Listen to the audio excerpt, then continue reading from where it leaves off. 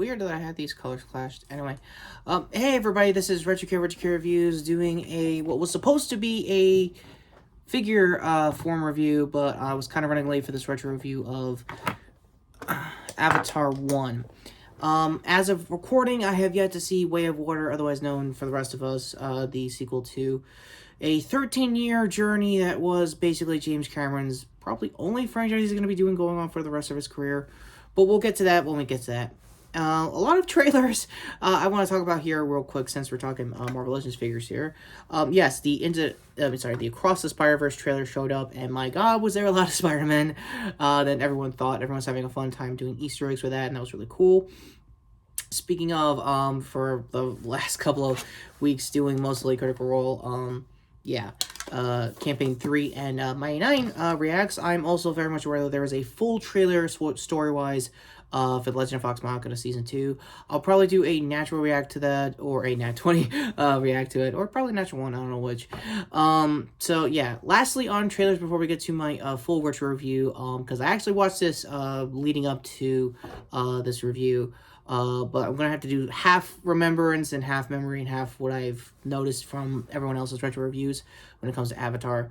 Anyway, Scream 6, this kind of catched up on me. I thought this was still in pre-production. I know there was some rumor mill about Neb not showing up, and that may or may not be true because this time around, they're here in New York, and to call it their Jason Takes Manhattan approach may or may not be cool.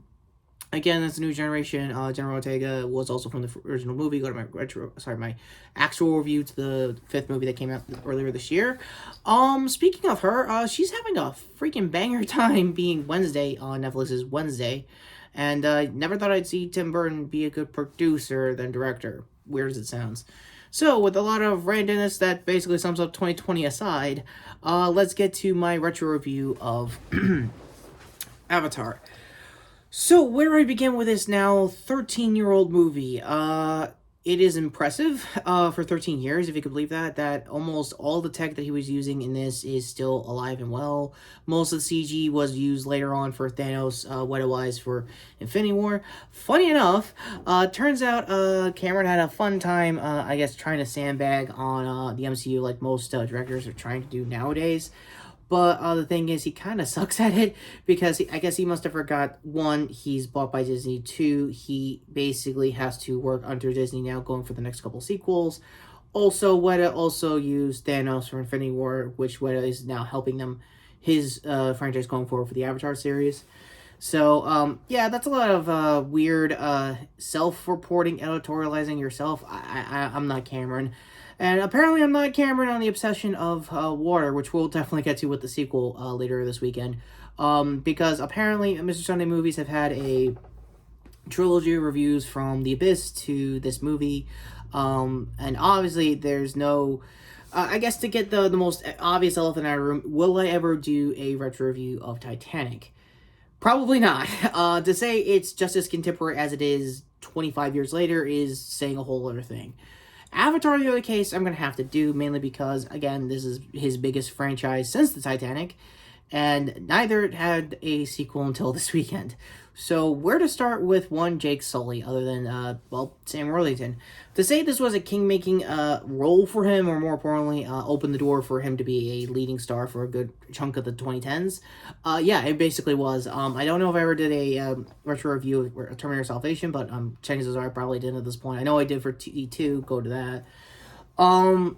Cameron, definitely saw something in this guy because he's still here. He's doing work here and there. And, Zoe Saldana also definitely got her name out on this and Star Trek later on. And obviously MCU with Guardians. I guess I want to say my final thoughts for Volume 3.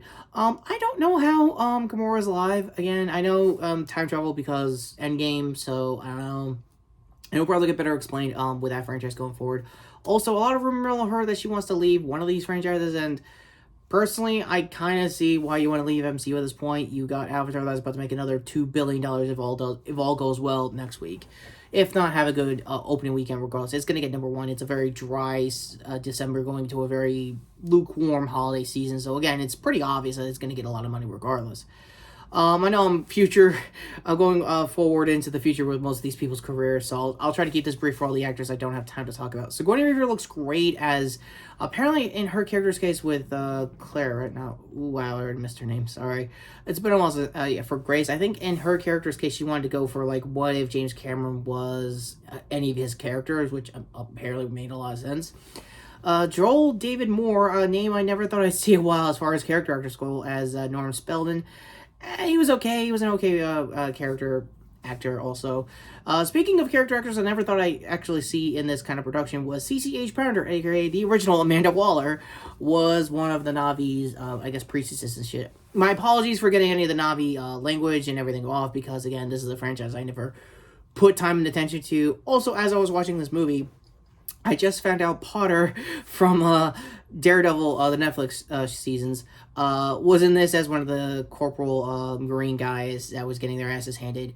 And I think the gunman to Michelle Rodriguez, again, I guess from what everyone across the board when they were doing their retro reviews for this movie, surprisingly forgot that she was in this movie as well, me included, until I was like, oh yeah, that explains why she couldn't be in Fast 4 at the time. That makes too much sense, Letty-wise.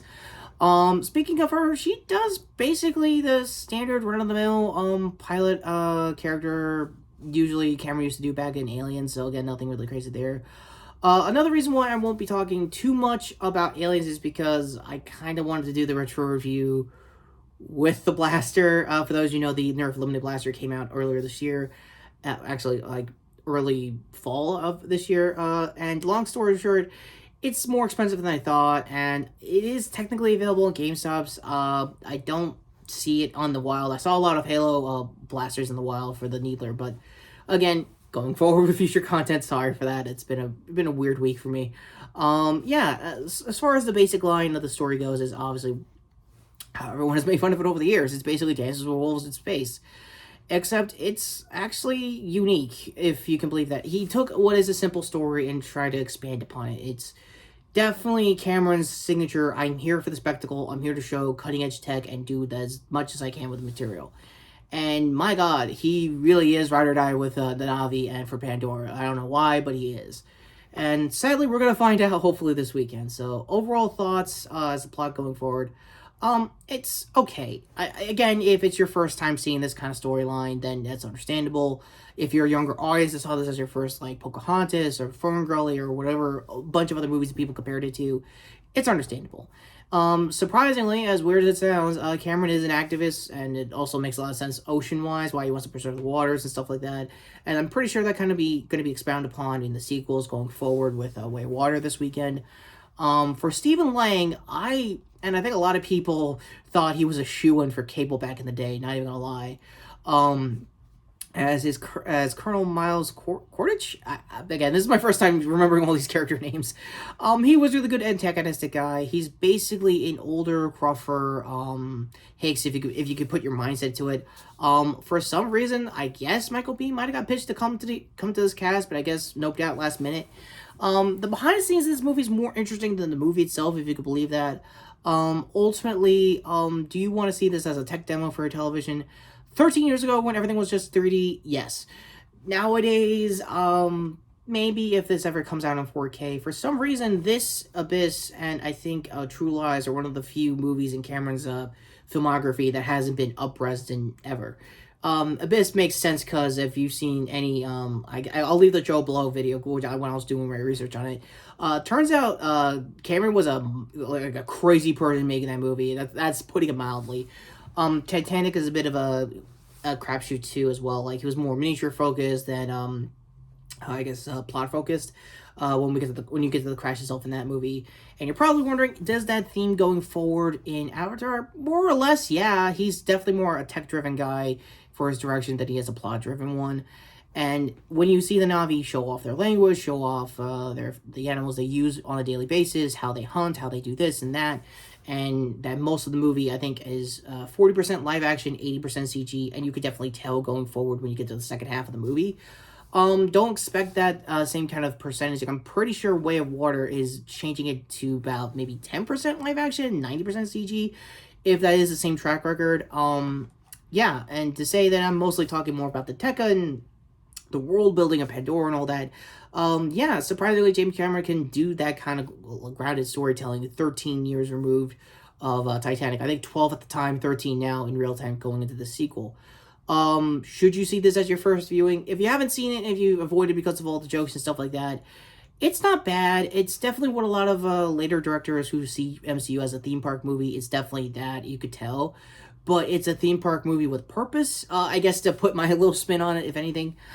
Should you see this going into the sequel? Probably. It makes good homework regardless. Even if you don't know much about the world building, at least you get an idea where you're walking into with the Way of Water, me included. As a first time in a long time review on my end, thank God I didn't have to do, I guess, ranking number for this, because I cut that off when I do retro reviews. I'd say see it for the spectacle if you want to. See it out of curiosity if you're definitely in that kind of mind space going into the sequel.